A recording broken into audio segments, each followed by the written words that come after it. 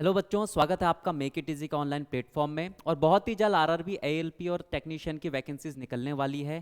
क्या इसका exam pattern होगा, क्या इसकी क्वालिफिकेशंस होगी, क्या इसका सिलेबस होगा, एज लिमिट क्या होगी, उन सब के बारे में आज हम चर्चा करेंगे। क्योंकि कोई भी पेपर अगर हमें क्लियर करना होता है तो हमें उसका सिलेबस पता होना चाहिए और एग्जाम पैटर्न उसका पता होना चाहिए। जब तक हमें ये दो चीज़ें अच्छी तरीके से नहीं पता है तब तक बहुत मुश्किल हो जाता है किसी भी पेपर को क्रैक करना। तो चलिए बात करते हैं इस पेपर में क्या क्या आपके पास चाहिए। सबसे पहले अगर हम बात करते हैं क्वालिफिकेशन की, मतलब कौन कौन ये पेपर भर सकता है अगर आपका एग्जाम निकलता है। वैसे तो बहुत जल्द आपका ये एग्जाम होने वाला है, निकलने वाला है इसका नोटिफिकेशन। तो सबसे पहले अगर हम बात करते हैं क्वालिफिकेशन की, तो अगर एएलपी की बात करें तो उसको क्या क्या चाहिए, आपको 10th प्लस आईटीआई चाहिए, या फिर डिप्लोमा या फिर डिग्री किसी भी आपके पास रिकग्नाइज्ड यूनिवर्सिटी से। ठीक है। वहीं पर अगर हम बात करें टेक्नीशियन की, तो इसमें भी लगभग लगभग वैसे ही क्या है, सारी की सारी क्वालिफिकेशंस है। 10th प्लस आईटीआई है, यहाँ पे 10+2 विद क्या है आपका फिजिक्स एंड मैथ्स, और क्या है आपके पास डिप्लोमा। तो ये था क्वालिफिकेशन, जिससे ये पता चल सकता है कि कौन कौन ये वाला एग्जाम भर सकता है।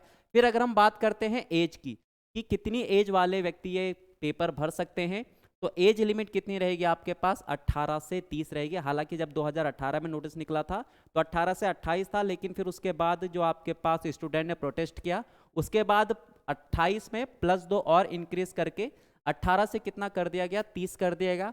बाकी जो आपका एज रिलैक्सेशन है, जितना पहला था उतना ही अभी भी है, यानी SC ST के लिए 5 साल एक्स्ट्रा मिलेंगे, ओबीसी के लिए 3 साल, और जो आपका पीडब्ल्यूडी है उनको कितना मिलेगा, 10 साल मिलेगा। तो यहाँ पर हमने बात करी कि क्या क्या क्वालिफिकेशन चाहिए और कितनी एज ग्रुप, कितने से कितने वाले ये एग्ज़ाम भर सकते हैं।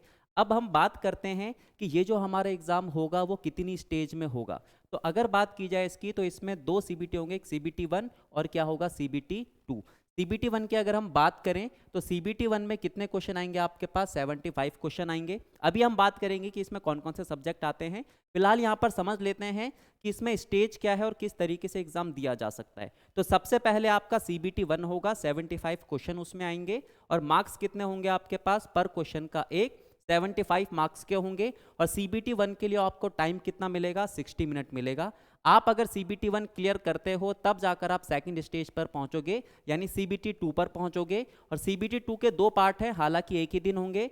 एक होगा आपके पास 100 नंबर का, ठीक है, 100 मार्क्स उसमें होंगे, और वो करने के लिए आपको कितना मिलेगा, 90 मिनट मिलेगा। फिर वहीं पर अगर हम बात करें इसके पार्ट बी की, जो ट्रेड से रिलेटेड होगा, जिस ट्रेड से आपने वो भरा है एग्जाम, उसी ट्रेड का आपका एग्जाम होगा, और उसमें कितने क्वेश्चन होंगे आपके, 75, मार्क्स भी कितने होंगे, 75। और यह आपका सेकंड पार्ट करने के लिए आपको कितना समय दिया जाएगा, 60 मिनट दिया जाएगा। ठीक है। तो अगर हम जरा यहाँ पर ध्यान से देखें, CBT 1 के लिए तो मेरे को 60 मिनट मिल रहा था, लेकिन CBT 2 में आपके 2 पार्ट हैं, और टोटल मिलाकर अगर देखा जाएगा तो 2 घंटा और कितना मिल रहा है हमें, 30 मिनट मिल रहा है। ठीक है। तो ये तो स्टेज है कि कितनी स्टेज में आपका पेपर होगा। फिर बात करते हैं कि मिनिमम क्वालिफाइंग मार्क्स कितने होने चाहिए, यानी कम से कम इतने तो आपने लाने ही लाने हैं, तब जाकर आप क्वालिफिकेशन की लाइन से आगे जाओगे। अगर आप जनरल हैं तो 40% आपको मिनिमम मार्क्स लाने ही लाने हैं, इससे नीचे वालों का क्वालिफाई नहीं हो सकता। ओबीसी के लिए 30 है, एससी के लिए 30, और एसटी वालों के लिए कितना है, 25%। फिर अगर हम बात करते हैं नेगेटिव मार्किंग की, बहुत ज़्यादा इंपॉर्टेंट होता है नेगेटिव मार्किंग, क्योंकि जो भी आपका सिलेक्शन होता है वो नेगेटिव मार्किंग के बेस पर होता है। जितनी कम हम नेगेटिव मार्किंग करेंगे उतने ज़्यादा हमारे मार्क्स आते हैं, ऑब्वियस सी बात है।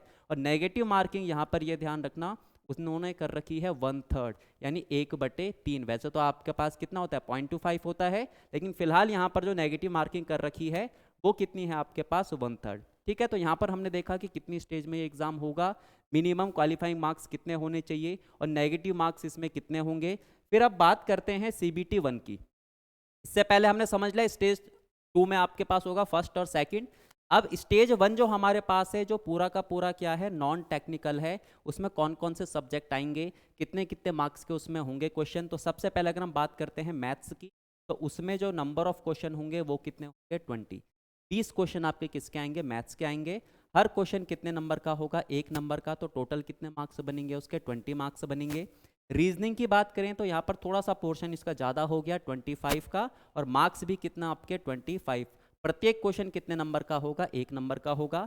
फिर अगर बात करते हैं साइंस की, तो साइंस के कितने क्वेश्चन आएंगे, 20 क्वेश्चन आएंगे। और अगर हम बात करते हैं जनरल अवेयरनेस या फिर करंट अफेयर्स की, तो उसके कितने क्वेश्चन आएंगे, 10 क्वेश्चन आएंगे।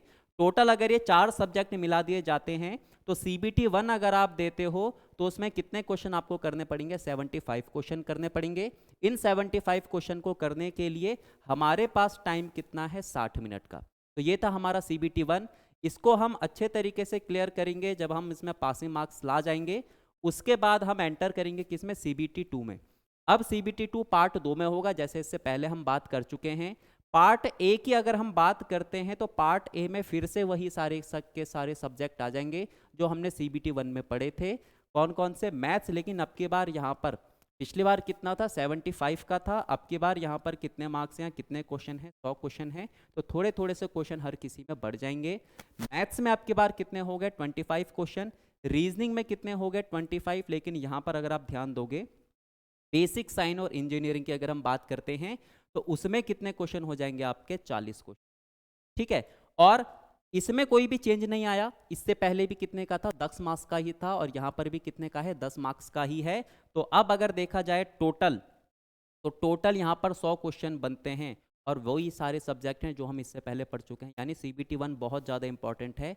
जैसा CBT 1 होगा, यानी जो हमने उसमें सब्जेक्ट पढ़े थे अच्छे तरीके से, वही हमें क्या दिलाएंगे, सिलेक्शन दिलाएंगे। अभी मैं आपको बताता भी हूँ कि किस तरीके से वो हमें सिलेक्शन दिलाएंगे। फिलहाल समझ लेते हैं कि जो हमारे पास CBT 2 है उसमें जो सेकंड पार्ट है वो क्या है, तो वो है ट्रेड टेस्ट। यानी जिस ट्रेड से आपने भरा है ना एग्जाम, उसी ट्रेड का आपका क्या होगा, टेस्ट होगा। और इसके क्वेश्चन कितने होंगे आपके, 75। इसको करने के लिए कितना मिलेगा, 60 मिनट। खैर वैसे टाइम की तो हम बात पहले ही कर चुके हैं। 90 मिनट मुझे पार्ट ए के लिए मिलेंगे और 60 मिनट किसके लिए मिलेंगे, पार्ट बी के लिए मिलेंगे। लेकिन अब यहाँ पर एक ध्यान देने वाली बात है कि ये जो हमारा ट्रेड टेस्ट है, इससे रिलेट करते हम क्या भरेंगे, अपनी वैकेंसी, जो भी एग्ज़ाम हम दे रहे हैं यहाँ पे वो भरेंगे, वो सिर्फ क्या है, क्वालिफाइंग नेचर का है। और मिनिमम क्वालिफाइंग मार्क्स इसमें कितने हैं, 35%। यानी इसको आपने सिर्फ और सिर्फ क्या करना है, क्वालिफाई करना है। और क्वालिफाई करने के लिए आपको कितना परसेंट मार्क्स लाना है, 35% मार्क्स लाना है। अब यहाँ पर देखो इसका एक मतलब और क्या निकला कि पूरी की पूरी जो मेरिट है वो कौन बनाएगा आपके पास, ये वाला पोर्शन है ना, जो पूरा का पूरा नॉन टेक्निकल है। तो यहाँ पर नॉन टेक्निकल का रोल बहुत बड़ा हो जाता है, क्योंकि हमारी जो यहाँ पर ALP टेक्नीशियन की अगर हम बात करें, इसमें जो मेरिट बना रहा है वो कौन बना रहा है, हमारे पास पार्ट ए, जो पूरा का पूरा क्या है, नॉन टेक्निकल। क्लियर है।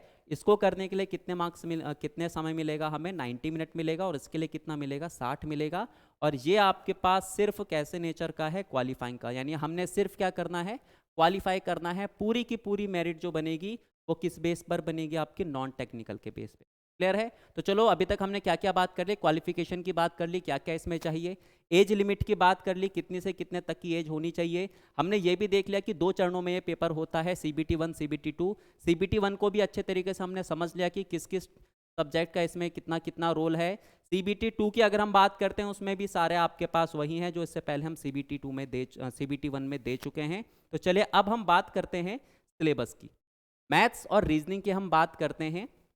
अगर मैथ्स के सिलेबस की बात की जाए तो देखो सारे के सारे चैप्टर उन्होंने दे ही रखे हैं, है ना।